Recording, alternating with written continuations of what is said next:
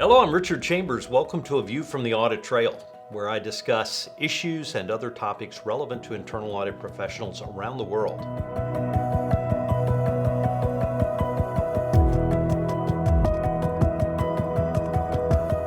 I must admit, I have a certain fondness for smaller internal audit departments.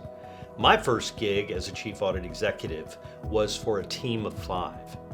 Although we were part of a $10 billion enterprise, we had very limited resources and were challenged to provide high-quality internal audit coverage.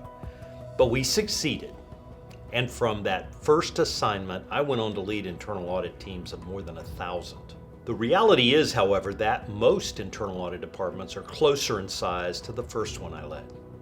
Indeed, about 2/3 of internal audit teams comprise 10 or fewer employees, according to surveys.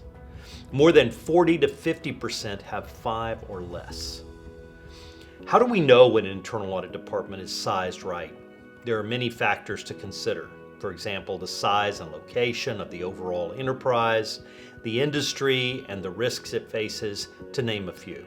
From my experience, I am confident when I say that small teams face the biggest challenges. These hurdles include addressing enterprise risks. Let's face it, internal audit's most critical responsibility is to provide assurance on the effectiveness of controls and risk management. But risk velocity and volatility are out of control. A comprehensive risk assessment consumes time and resources. By the time a small audit department completes even an annual assessment, there are few staff days left for even the most critical risks. A second challenge is assembling and leveraging diverse expertise. IA standards say we must have the knowledge, skills, and other competencies to perform our responsibilities. Easier said than done.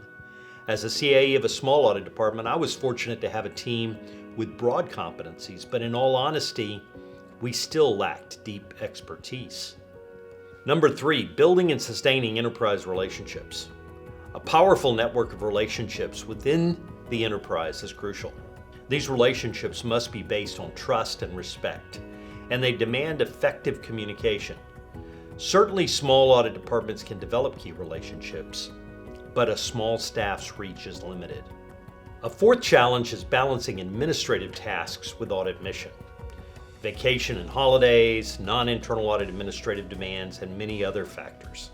Add them together, and a 5-person team is left with far fewer staff hours for actual internal audit engagements. The lower ratio of productive time further undermines the ability to address enterprise risks. Finally, number 5, conformance with standards, regulations, and policies. This is challenging even for large teams, but smaller departments, as I mentioned, are already stretched thin. Despite the obstacles, I must say that my most rewarding experience as a CAE was leading that small internal audit department.